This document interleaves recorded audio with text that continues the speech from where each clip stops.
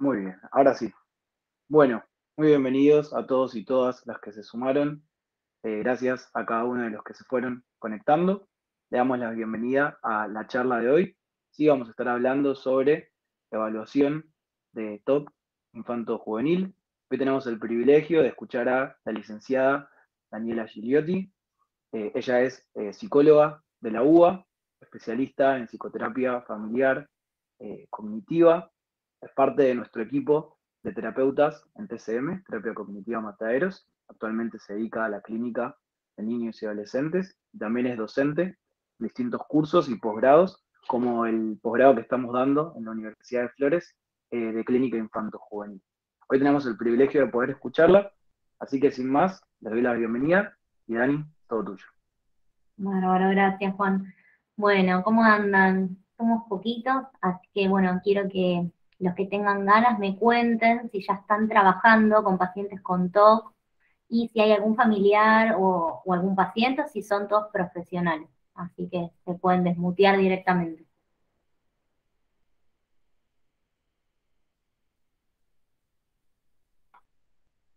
Hola, mi nombre es Florencia y soy licenciada en psicología y trabajo un poco con TOC, pero eh, no, o sea, me sirve esta charla para ver un poquito más en detalle, especialmente con chicos más chiquitos, porque me dedico más a adolescentes.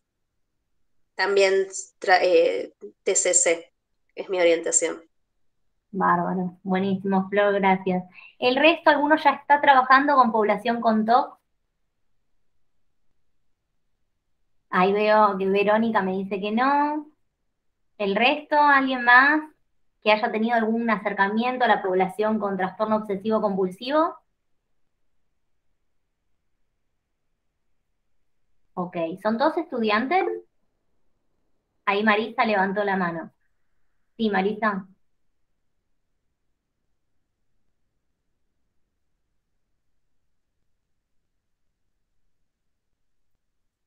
Estás muteada, Marisa, si estás hablando. No te escuchamos. Yo, Dani, mientras aprovecho, acá viendo el formulario, la mayoría son licenciados en psicología, tenemos algunos que se anotaron que son estudiantes también, pero la gran mayoría son estudiantes o licenciados. Bárbara. Bueno, genial. Voy a compartir pantalla y arrancamos con la presentación. Sepan que yo no veo la cara de ustedes como en Zoom. Acá Sol está participando en el chat, no trabajo con TOC, pero me interesa la charla porque trabajo con niños con autismo. Totalmente, y te va a venir bien porque hay que hacer diagnóstico diferencial y evaluar comorbilidad con autismo. Sí. Bueno, ahora vamos a arrancar, comparto pantalla, no voy a ver las caras, así que les pido que si hay alguna duda o algo que no se entiende, se desmutean y lo dicen directamente, ¿sí? Así lo vamos viendo. Igual yo al final voy a dejar un espacio para preguntas. ¿Les parece bien? Sí, Bueno, sí. comparto entonces. A ver.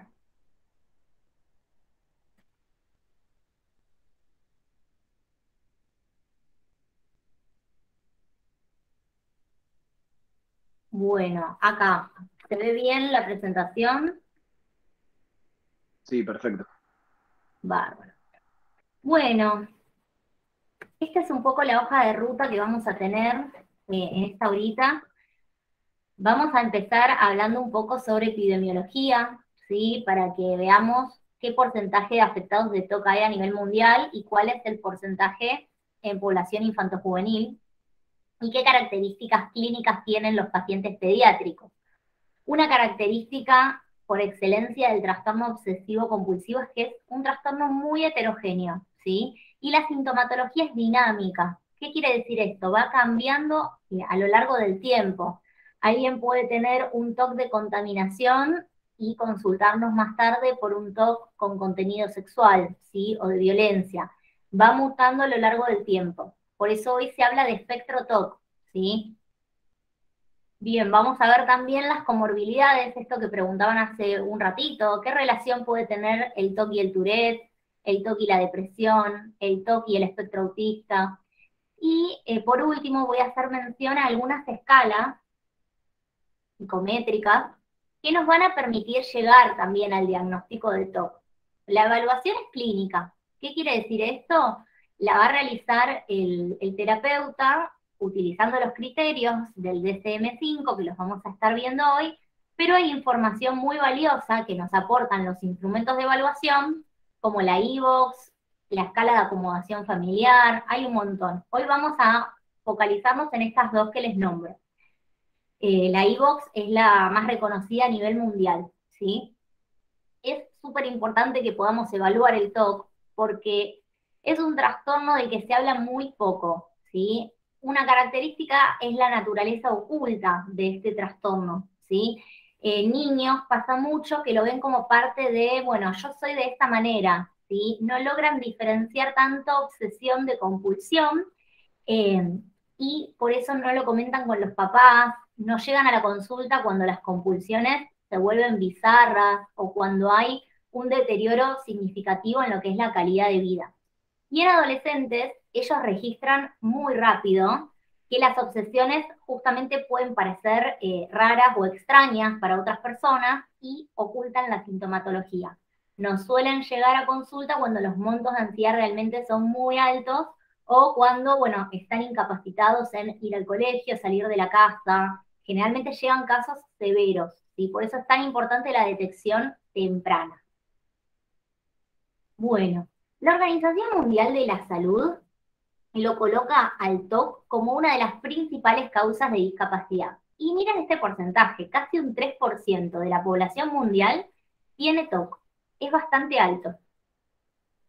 ¿Qué pasa entonces que no se habla tanto de TOC? Y lo poco que se habla de TOC suele aparecer banalizado. Es muy común escuchar a amigos, incluso nosotros mismos en algún momento de la vida, estas frases, soy re TOC, porque somos un poco ordenados o porque chequeamos si estaba cerrada la puerta de nuestra casa. Bueno, vamos a ver que nada más alejado del TOC que eso, ¿sí? El TOC genera mucho malestar en quien lo padece. Después, si seguimos un poquito viendo las investigaciones, hay una prevalencia del espectro obsesivo-compulsivo del 6.2%. ¿Qué es el espectro? Hablar de espectro, no sé si conocen el espectro bipolar, el espectro autista, ¿sí? Es una manera abarcativa que usamos para abordar muchos trastornos utilizando un criterio común, ¿sí? El del trastorno obsesivo-compulsivo. Dentro del espectro TOC vamos a encontrar la dismorfia corporal, anorexia y bulimia nerviosa, el síndrome de Tourette, tricotilomanía, el skin picking o trastorno por excoriación. Van a ver que hay muchos trastornos que tienen una relación con el TOC. Y por último, entre un 7 y un 25% de la población adulta presenta TOC subclínico. ¿Qué es TOC subclínico? Que la persona presenta obsesiones y o compulsiones, pero esto o no genera un malestar clínicamente significativo o no se cumple con el criterio del tiempo. Piensen que las compulsiones y las obsesiones tienen que consumirle a la persona por lo menos una hora de su vida, una hora del día. Bueno, en cuanto a signos de inicio del TOC que podemos encontrar en pacientes pediátricos, vamos a hablar de inicio gradual o de un inicio abrupto. El inicio gradual es, bueno, de a poco, ¿sí? Se relaciona mucho con situaciones estresantes, ¿sí? O propias del crecimiento. La muerte de algún familiar, mudanzas, cambios de escuela. Es muy importante prestar atención a cómo se dan las transiciones en los niños de nivel inicial a primaria, de primaria a secundaria, porque son momentos disparadores del trastorno obsesivo-compulsivo.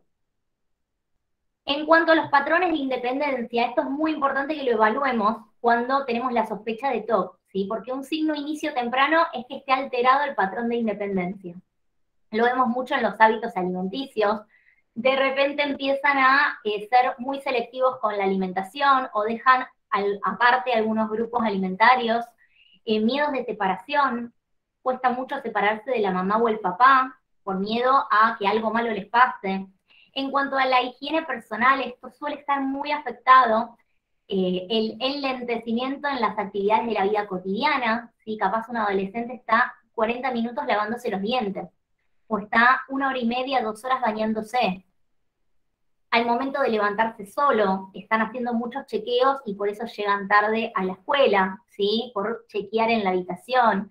Hay dificultades para dormir. Tenemos en este momento en la institución una paciente que está próxima al alta, pero cuando llegó estaba muy alterado el patrón del sueño y se acostaba alrededor de las 4 o 5 de la mañana y se levantaba a las 6:30 para ir al colegio. Se acostaba tan tarde porque realizaba chequeos y que las cosas estén en su lugar en la pieza, si no ya no podía descansar. Ven que es altamente disfuncional, ¿sí? Afecta mucho a la calidad de vida.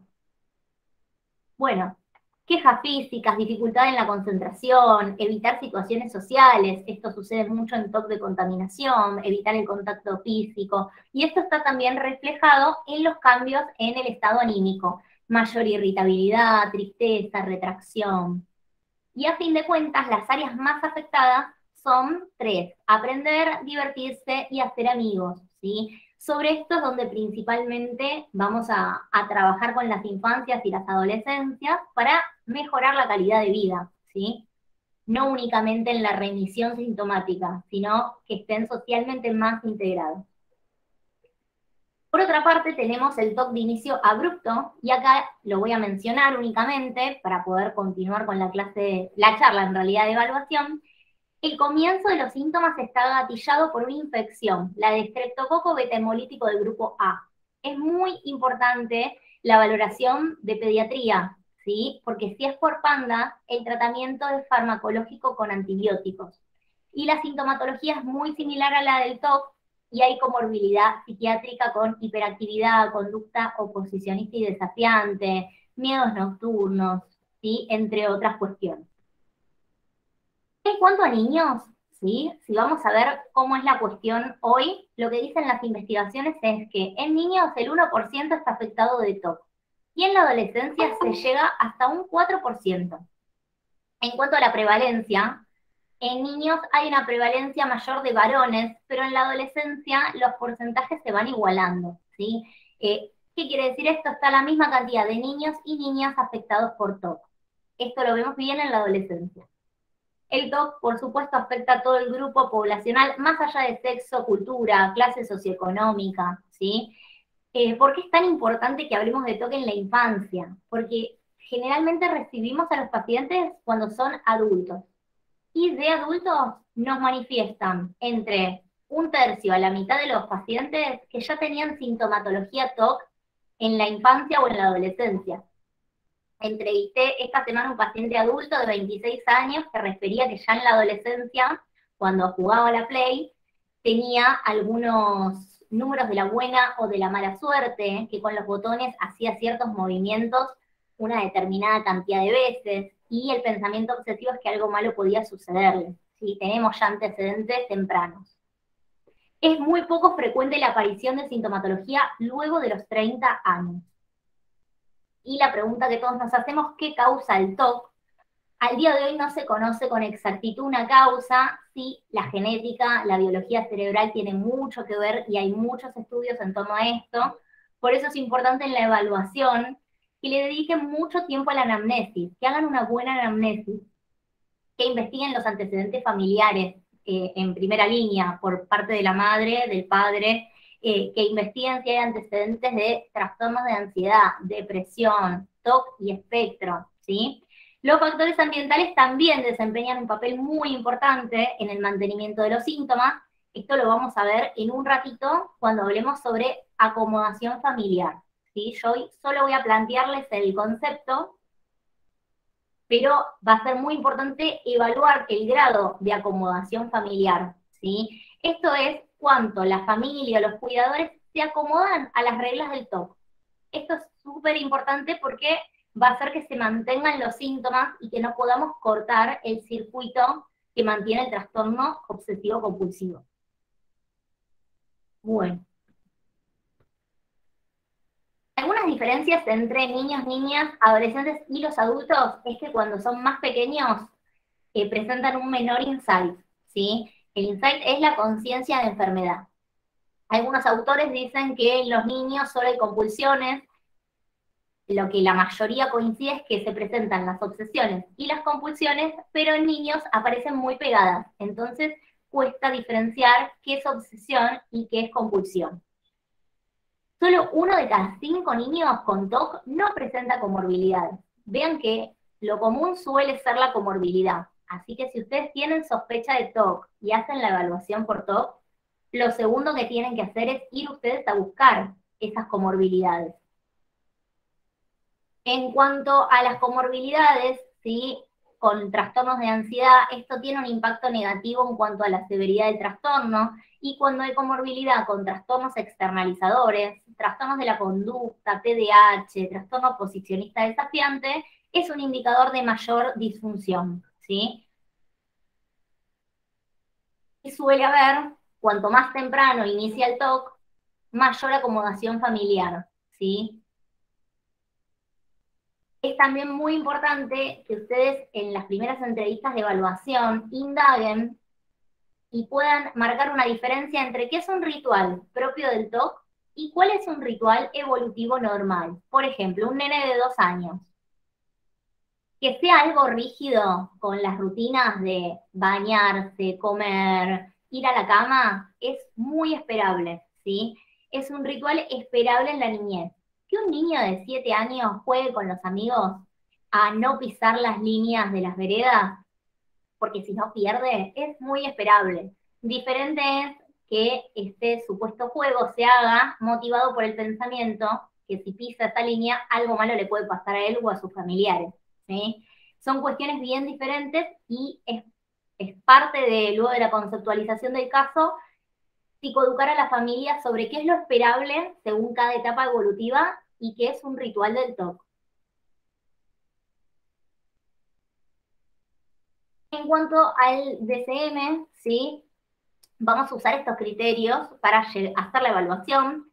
En primer lugar, vamos a buscar la presencia de obsesiones, compulsiones o ambas. Generalmente están ambas. Algo que pasa a menudo es que hay compulsiones que se llaman compulsiones mentales. Y ahora esto lo vamos a definir un poquito más en detalle. Pero aunque sea la compulsión mental, sigue contando como compulsión. Suelen estar presentes obsesiones y compulsiones. El criterio, según el DCM, para estar dentro de la categoría es que por lo menos ocupen 1 hora diaria o que causen un malestar clínicamente significativo. Esto es, deterioro en distintas áreas, laboral, social, que no vaya al colegio, que no esté saliendo de la casa, que no tenga amigos, que esté todo afectado. Hay pacientes que cumplen todos los criterios menos el del tiempo. Aún así se pueden beneficiar de un tratamiento. Sabemos que el tratamiento, desde lo que es psicología, es la exposición con prevención de la respuesta. No hay tratamiento para el TOC sin realizar exposición con prevención de respuesta, ¿sí? Incluso las guías NICE lo que indican es EPR y plan farmacológico. Y el plan farmacológico en casos de moderado a severo, pero exposición con prevención de respuesta es la clave para el tratamiento del TOC. Es muy importante formarse en esta técnica para poder trabajar con esta población. Por supuesto que no se atribuya a efectos de una sustancia o afección médica y que la afección no se explique mejor por otro trastorno mental. Ahora, vamos a definir qué entendemos por pensamiento obsesivo. Los pensamientos obsesivos van a tener por lo menos 3 formas de presentación. Como pensamiento, como imagen mental, como si fuese una foto. Por ejemplo, yo tengo una imagen mental de un accidente de tránsito en donde está mi mamá, mi papá. Eso lo contamos como pensamiento obsesivo, es muy frecuente. Y también pueden los pensamientos obsesivos tomar la forma de una sensación física. Esto es muy frecuente en niños. Tengo la sensación de estar sucio. Eso lo vamos a tomar como un pensamiento obsesivo. Decimos que se trata de pensamientos intrusivos porque irrumpen, ¿sí? Irrumpen en la conciencia de la persona. Generalmente causan mucho malestar. La persona se ve muy afectada porque esos pensamientos obsesivos de algún modo atentan contra sus valores. Los pensamientos obsesivos pueden tener contenidos muy disruptivos para la persona. El pensamiento de lastimar a mi mamá, el pensamiento de agredir a mi hijo, ¿sí? Pueden ser realmente muy fuerte el contenido de estos pensamientos, contenido de agresión sexual, entre otros. Es muy importante psicoeducar al paciente, ya en la evaluación, si ustedes dan con el diagnóstico de TOC, en que estos pensamientos no son hechos, no es que lo van a llevar a cabo, no es un plan premeditado, se trata simplemente de pensamientos intrusivos, que todos nosotros los tenemos, pero en personas con diagnóstico de TOC tienen más intensidad y más frecuencia. La CIE-10 los define como ideas, imágenes o impulsos mentales que irrumpen una y otra vez en la actividad mental del individuo, de manera estereotipada. Y estos pensamientos pueden, y de hecho lo hacen, son dinámicos, van cambiando a lo largo del tiempo. Suelen ser por lo general muy, muy desagradables o simplemente son percibidos como carentes de sentido, ¿sí? Y el que los padece suele intentar sin mucho éxito resistirse a ese pensamiento. Esto es algo muy habitual, que el paciente se quiera resistir al pensamiento intrusivo. Y cuando me refiero a carente de sentido, les doy un ejemplo. Tener el pensamiento obsesivo de que algo malo puede pasar y tener que entrar y salir 4 veces por el umbral de las puertas, ¿sí? No tiene relación pensamiento y compulsión. A veces sí y a veces no. Estas son 2 categorías de pensamientos, de compulsiones, mejor dicho, están las autógenas y las reactivas. A veces obsesión y compulsión tienen una relación y a veces no la tienen.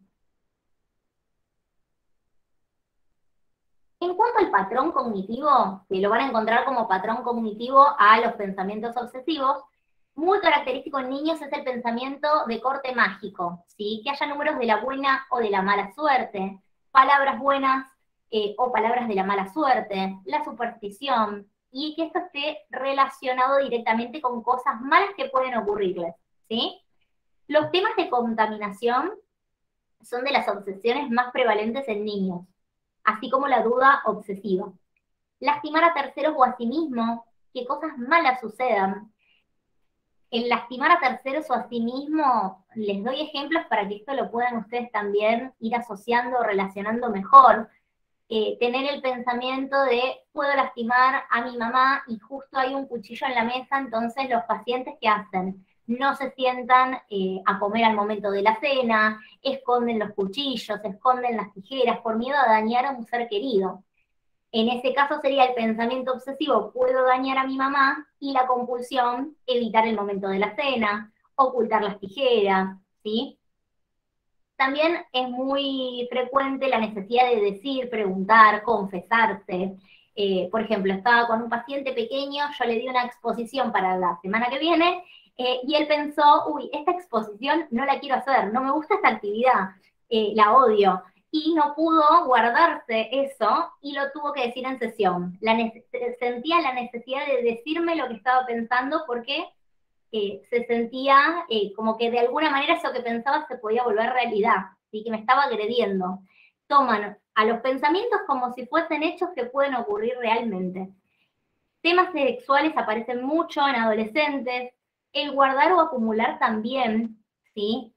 Es parte del espectro TOC, la acumulación, y en niños no lo vemos tan frecuentemente, pero cuando aparece, piensen que no son cosas que guardan con un valor sentimental, no son figuritas, no es una foto de la familia, sino que son eh, distintos elementos, caramelos que encontraron en la calle, que están sucios, flyers de comida rápida, ¿sí? Y todo eso lo van acumulando. Un paciente, nos enteramos con la familia que tenía una cajita con todas estas cosas. No es que tiene un valor afectivo lo que se guarda. Escrupulosidad o religión, obsesiones de lentitud, demorarse muchísimo en bañarse, en lavarse los dientes, en hacer una cama, porque tiene que hacerse de determinada forma. Entonces, las obsesiones de contaminación y la duda obsesiva, ¿sí? Son las más frecuentes en población infanto-juvenil. Y es importante que tengan presente que la mayoría de nuestros pacientes se demora entre que empezaron los síntomas y que hicieron la primera consulta 2 años y medio. Es mucho tiempo el que pasan estos pacientes sin recibir un tratamiento adecuado para TOC, ¿sí? ¿Cómo venimos hasta ahora?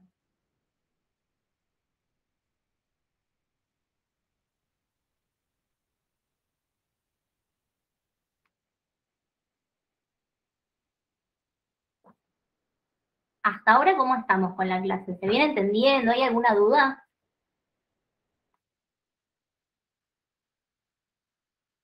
Buenísimo. Y aprovecho para ver el chat. Marisa está entonces trabajando ya con población con TOC. Genial. Bueno, cualquier cosa me dicen. Vuelvo a compartir y seguimos.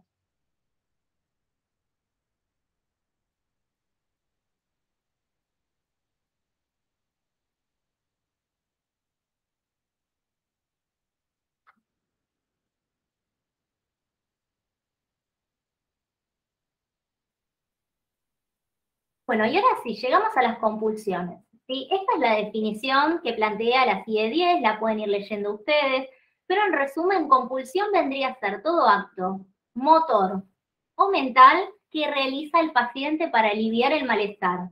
Cuando las compulsiones son motoras, es mucho más simple para el terapeuta poder identificarlo, ¿sí? Pensamiento obsesivo de estar sucio, compulsión, me lavé 3 veces las manos. Cuando las compulsiones mentales se vuelve un poco más complejo para el terapeuta, porque dependemos sí o sí de la correcta psicoeducación que hagamos para que nuestro paciente pueda identificar bien qué es una compulsión mental. Es fundamental el trabajo sobre la alianza terapéutica. Piensen que es un contenido que suele dar vergüenza, suele generar mucho malestar, los pacientes adolescentes tienen por demás vergüenza, se sienten expuestos, vulnerables. Tenemos que poder dedicarle también muchas sesiones a trabajar sobre la alianza terapéutica, ¿sí? Para que ellos puedan acompañarnos en la realización de las exposiciones con prevención de la respuesta. Te van a exponer a un montón de pensamientos dolorosos que los asustan, entonces es muy importante trabajar sobre esto. Básicamente son formas de conducta estereotipada que se van a repetir una y otra vez, ¿sí? Y tienen la función de prevenir que suceda algún hecho improbable. Las compulsiones más frecuentes en niños y en adolescentes son el lavado de manos y la evitación. Esto es importante, evitar también es una compulsión, ¿sí? Yo tengo una paciente en la actualidad que cuando pasaba por una escalera de la casa tenía la imagen mental de su hermano que vive en el exterior. Ese es el pensamiento obsesivo, parecía como imagen mental. Entonces, ¿qué es lo que hacía ella? Como esto le genera un malestar impresionante, evitaba pasar por esa escalera. Entonces quedó muy limitada en cuanto a su calidad de vida en el hogar. ¿Me explico?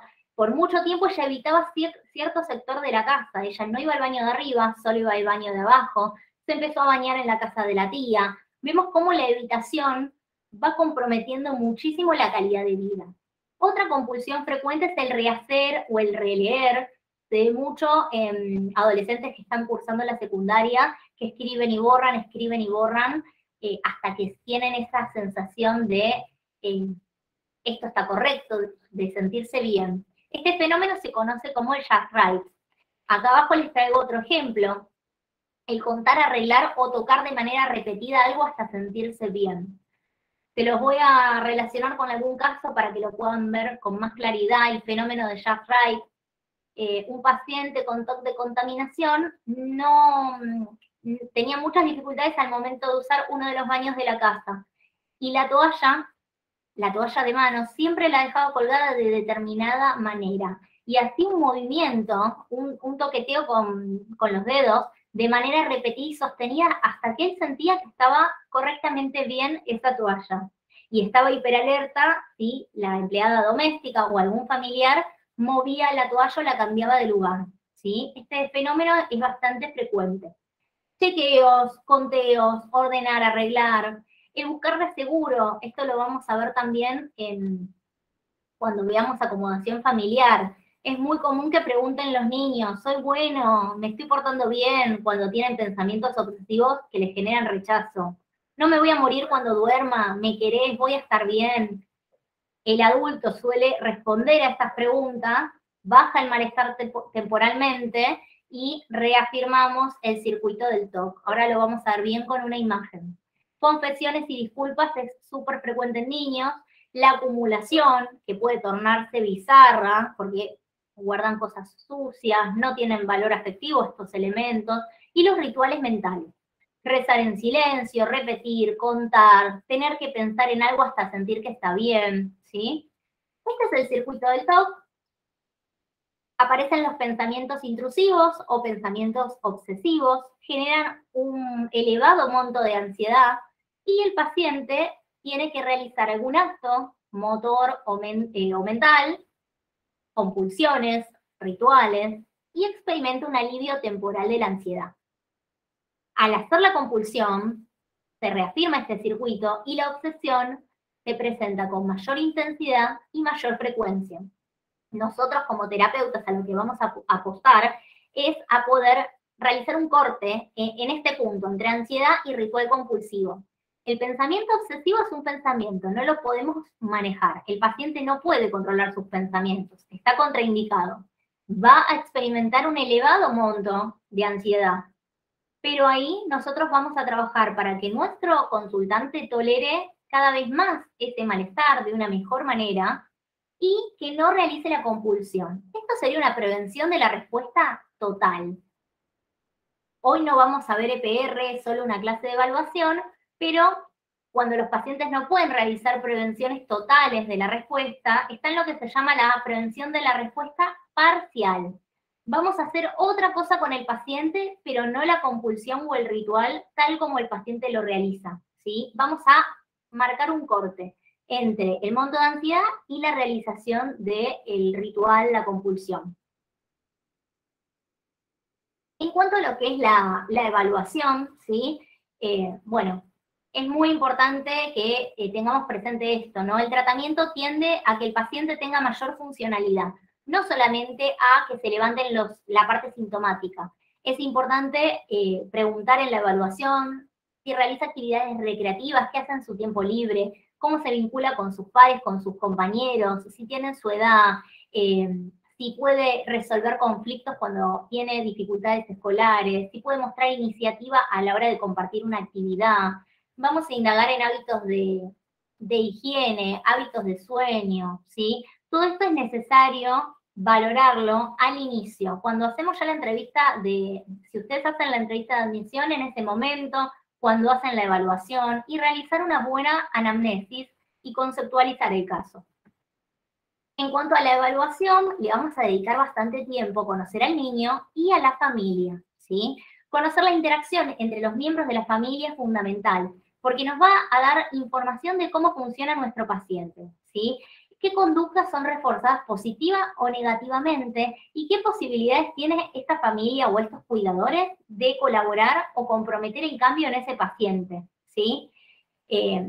Vamos a contar con familias que están hiper involucradas por demás y hacen que realizar las exposiciones, comprensión de la respuesta sea un trabajo quizás muy, muy difícil, porque terminan haciendo la familia una compulsión secundaria, acomodándose al TOC para que ese niño o ese adolescente no experimente el malestar, terminan acomodando muchas cuestiones de la dinámica familiar a el síntoma, y eso no nos ayuda. Y tenemos otro extremo, familias que están poco comprometidas con el tratamiento, y eso es algo que va a ser muy difícil en clínica infanto-juvenil, porque vamos a tener 45 minutos, un poquito más, si hacemos una exposición más larga, pero el resto de las CPR van a estar asignadas para la familia, para ese niño fuera del consultorio, ¿sí?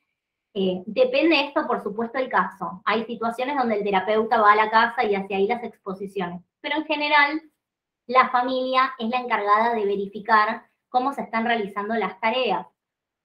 En cuanto a las comorbilidades, suele ser la regla, ¿sí? Hasta un 80% de los niños sin TOC, tienen un segundo diagnóstico de G1, ¿sí? Y hasta un 50% tienen más de un cuadro comórbido. Estos son solo algunos trastornos que tienen comorbilidad con el TOC. Trastorno de la conducta, trastorno de ansiedad, trastorno depresivo y trastorno por TIC. Cuanto más joven es el niño, digamos, cuando el inicio es más temprano, se predice un mayor riesgo también de contraer TDAH. Algunas cuestiones acá importantes. Entre trastorno de ansiedad y TOC, no solo hay que evaluar el diagnóstico diferencial, sino la comorbilidad. Muchas veces se trata a niños con trastornos de ansiedad y en realidad tienen TOC. es importante que podamos ver esta diferencia, ¿sí? En niños con trastornos de ansiedad, las preocupaciones van a girar más en torno a la vida cotidiana, la escuela, los amigos, mientras que en niños con TOC va a estar disparado por un pensamiento obsesivo, ¿sí? La presentación es diferente. Tenemos que investigar, preguntarle a ese niño. Con trastorno depresivo es altamente comórbido el TOC. Suele instalarse. Primero el TOC y cuando termina incapacitando, cuando termina afectando, deteriorando la vida de ese niño, se añade el trastorno depresivo. Es muy importante trabajar sobre el trastorno depresivo para poder lograr ese compromiso con las exposiciones con prevención de la respuesta. Hay que trabajar primero sobre el trastorno depresivo. En cuanto a trastornos por TIC o síndrome de Tourette, también es importante hacer diagnóstico diferencial, porque suelen confundirse mucho el TIC del Tourette con el TOC.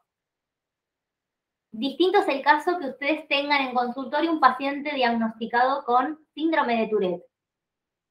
Si viene con síndrome de Tourette, ustedes hacen el diagnóstico de Tourette, hay que descartar inmediatamente TOC pediátrico y TDAH, ya que son altamente comórbidos.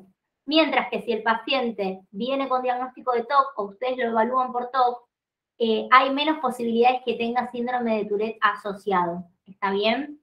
Esto son algunas cositas importantes. Yo les dejé ahí las citas para que puedan investigar si es que les interesa el tema, pero que hay que considerar al momento de la evaluación. Si ustedes confirman el diagnóstico de TOC, hay que ir sí o sí por estas comorbilidades. Bueno, y acá en cuanto a los instrumentos más psicométricos, ¿sí? Yo hoy les traje principalmente dos. La iVox es la escala gold estándar para evaluar TOC a lo largo de la vida, escala de adaptación a los niños, y la escala de acomodación familiar para el TOC, ¿sí? Registros y autorregistros también vamos a usar a lo largo de todo el tratamiento. Y acá yo les dejé otras escalas. Esta me gusta bastante, la OSI-CB. Depende para qué paciente. Yo suelo administrar la iVox, pero en algunos pacientes que quizás es más difícil realizar la evaluación por un tema de nivel de comunicación, nivel madurativo, la OSI me parece un poco más sencilla. Ahora les voy a mostrar algunas fotos de las escalas. Esta es la iVox adaptada a niños. Tiene dos partes. Una primera parte donde se evalúan las obsesiones de 0 a 20 y una segunda parte donde se van a evaluar las compulsiones también de 0 a 20. Se suman los puntajes y si es un puntaje de 16 en adelante, va a indicarnos, es una pauta de alarma, ¿sí? Para el diagnóstico de TOC, indica el nivel de severidad, el puntaje de corte es ese. Les voy a leer los primeros dos, esto igual lo pueden ver ustedes también. Hay una pequeña explicación sobre qué son las obsesiones. Y luego pregunta, es una escala donde hay que anotar 0 nunca, 1 pocas veces, 2 bastantes veces, 3 siempre. Me pongo nervioso con la suciedad, los microbios o algunas enfermedades. Y hay muchos ejemplos. Miedo de contagiarte de microbios por estar sentado en ciertas sillas, tocar a alguien con la mano o tocar las manijas de las puertas.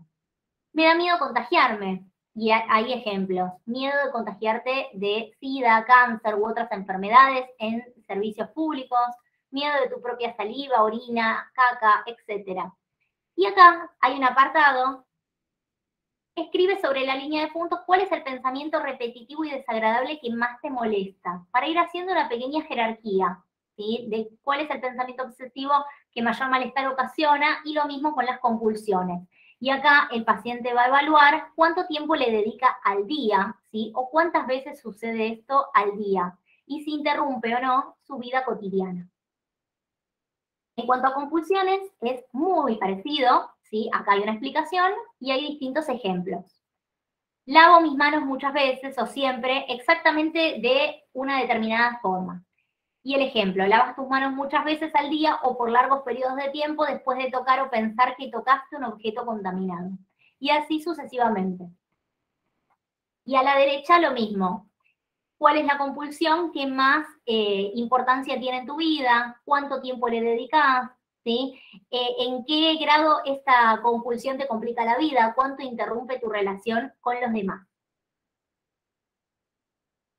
Y ahora, ¿por qué incluir a los padres? ¿Qué les parece a ustedes? ¿Por qué sería importante, en función de lo que venimos hablando, incluir a la familia?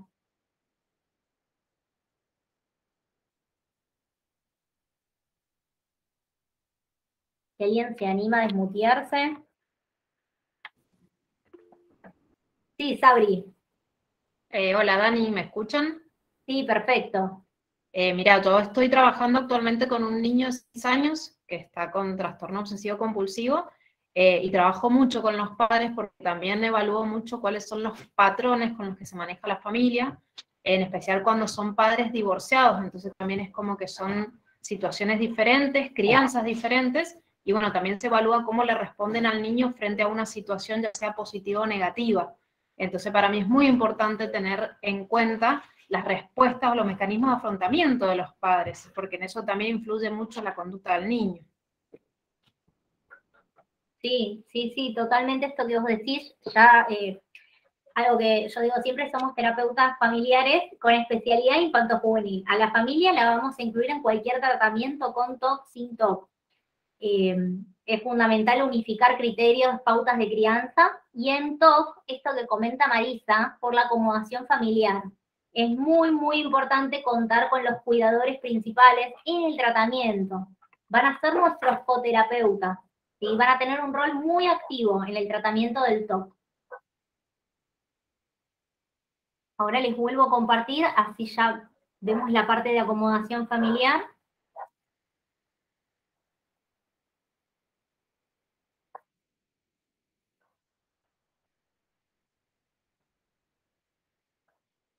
Bueno, seguramente los que ya estén trabajando han tenido dificultades en los tratamientos relacionados con la familia. Quien trabaja con adolescentes seguramente esto le pasó, recibió una demanda por parte de los padres o cuidadores y otra por parte del adolescente. Esto puede ser un obstáculo en el tratamiento, y sabemos que en clínica de niños la alianza terapéutica es con múltiples actores, no solo con el adolescente o el niño, sino también con la familia, con la escuela. Así que esto puede ser un obstáculo en el tratamiento.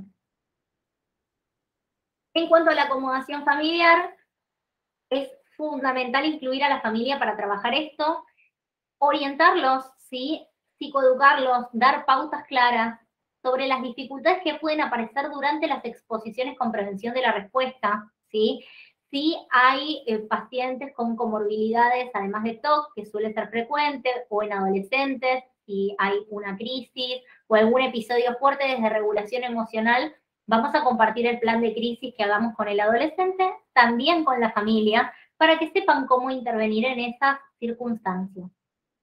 Incluir a la familia nos va a asegurar una práctica supervisada, periódica y en un entorno natural de la exposición con prevención de la respuesta. En consultorio suele ser muy artificial. Con pacientes con TOC muchas veces salimos del consultorio y hacemos las exposiciones en la calle directamente. Yo tuve pacientes con TOC de contaminación y las exposiciones no eran en el consultorio, eran en el ascensor o eran en la vía pública. Pedimos consentimiento informado en esos casos. En todos los casos con pacientes infantojuveniles, pero lo vamos a especificar con los padres en caso de trabajar de esta manera con adolescencias. Es muy importante que esto quede todo explicitado en el consentimiento informado, cómo vamos a trabajar. Reducir la ansiedad en los padres y convivientes y el conflicto familiar, ¿sí? Baja mucho la intensidad del tratamiento cuando psicoeducamos a los padres, cuando hay un orientador a padres que puede trabajar con ellos, o cuando hay reuniones programadas con la familia. En cuanto a la acomodación familiar, si la vamos a definir, es un fenómeno mediante el cual padres, madres, convivientes consultan, facilitan tanto la compulsión como la evitación de las situaciones ansiógenas, ya sea permitiéndoles realizar la conducta compulsiva o incluso participando activamente en ella. Evitar es un modo de participar activamente en la compulsión. El porcentaje de acomodación en familiares de niños con TOC es muy alto, hasta el 75%, ¿sí? Y esto da un peor pronóstico, ¿sí? Empeora el funcionamiento y hay una mala respuesta en el tratamiento, ¿sí? Se asocia con una gravedad en los síntomas. Es fundamental incluir a la familia. Esta es la escala de acomodación familiar para el trastorno obsesivo compulsivo, la FAS. Por supuesto que estos son instrumentos psicométricos que nos agregan información, ¿sí? Están estructurados, pero lo fundamental va a ser la evaluación clínica guiándonos por los criterios del DSM-5. Yo suelo utilizar estos instrumentos siempre en casos de TOC. Y luego de un año de tratamiento se vuelve a evaluar al consultante.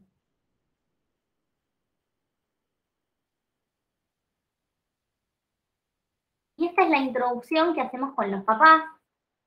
Se le ha solicitado que complete este cuestionario porque usted tiene un familiar o persona allegada con TOC. También se administra esta escala en pacientes adultos y que lo ha identificado como miembro de la familia que está más involucrado con él o ella y el TOC. A lo largo del cuestionario, su familiar será referido como su familiar y usted será referido como el miembro de la familia. Y se aclara que en la parte 1 se describen obsesiones y compulsiones.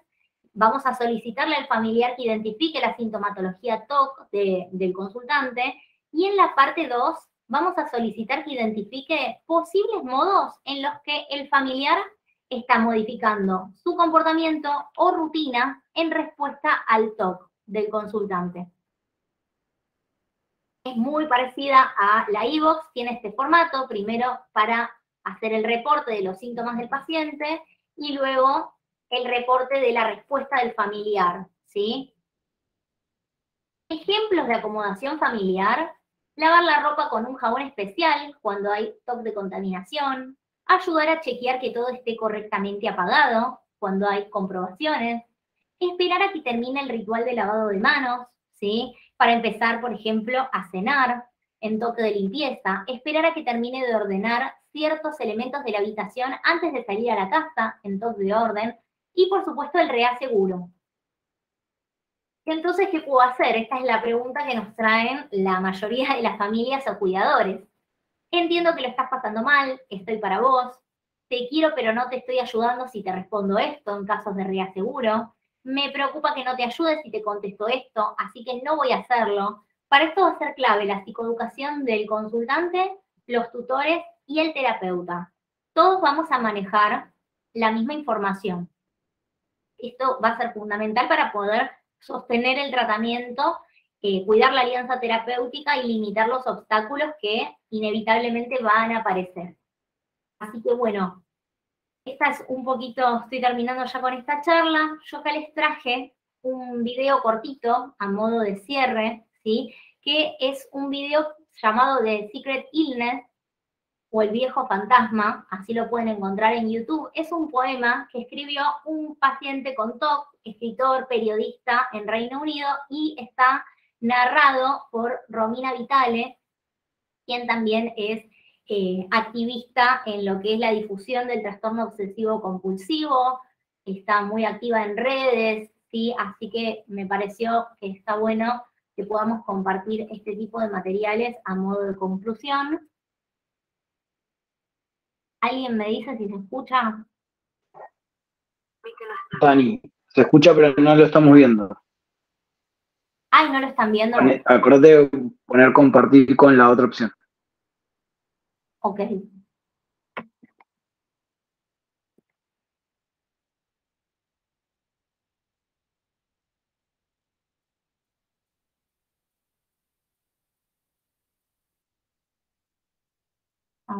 Ahora compartir con la última opción, ¿no? Sí, exactamente.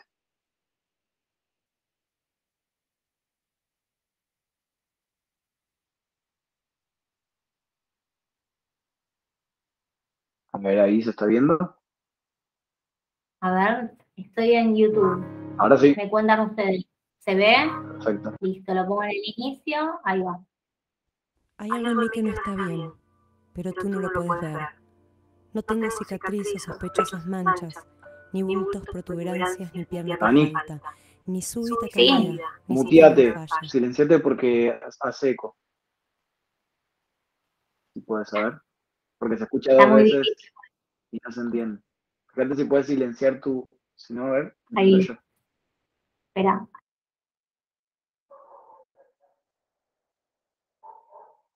A ver, ahora. No te estamos escuchando, Dani. ¿Se ve el video? Sí. Listo.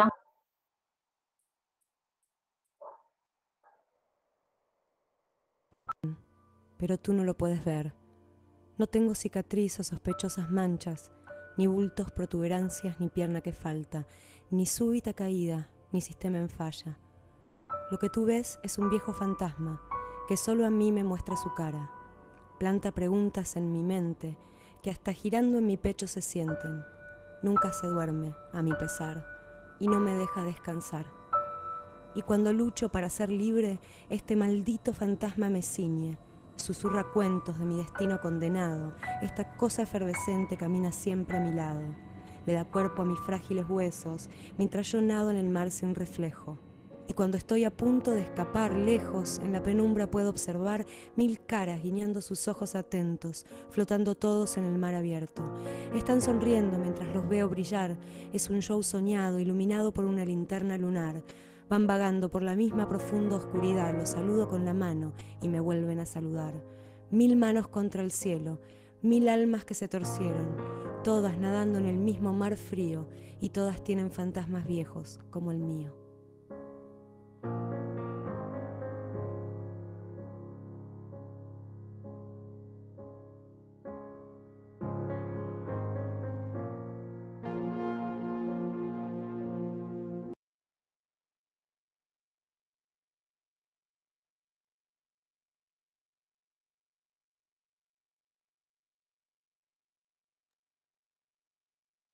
Dani, acordate de activar el micrófono.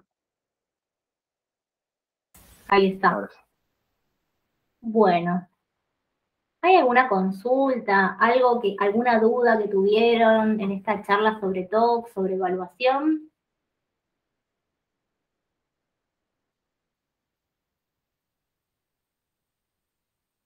Ahí veo que Marisa comentó que sí es difícil cuando los padres están separados, es cierto. El ritual de escribir y borrar, rehacer.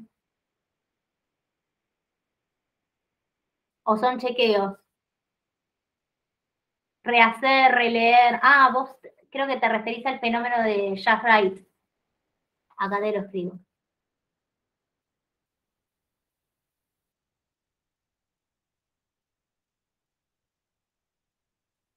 Y qué bueno, Juan. Si nadie tiene ninguna pregunta, ya terminamos. Muy bien. Bueno, Dani, muchísimas gracias por la charla. La verdad, súper claro. Creo que nos llevamos un montón de herramientas prácticas para la práctica de la psicoterapia infanto-juvenil, especialmente la evaluación del TOC. Dani, si alguien te quiere hacer una consulta, tienen alguna duda, quieren preguntarte por material bibliográfico, ¿dónde se pueden contactar con vos? A mi mail.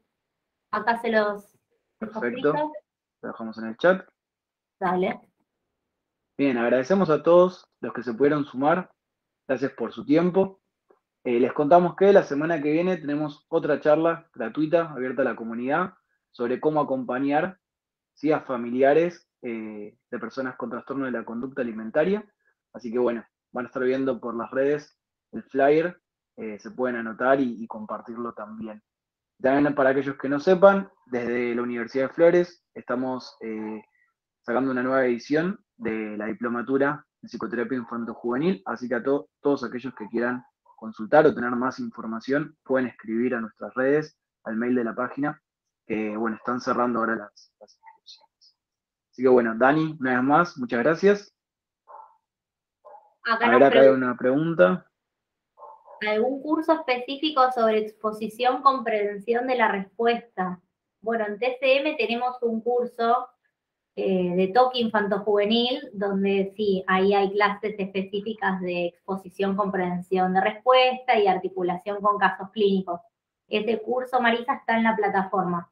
Y en el posgrado de seminario, va a haber un seminario de TOC, pero curso específico está el de TCM.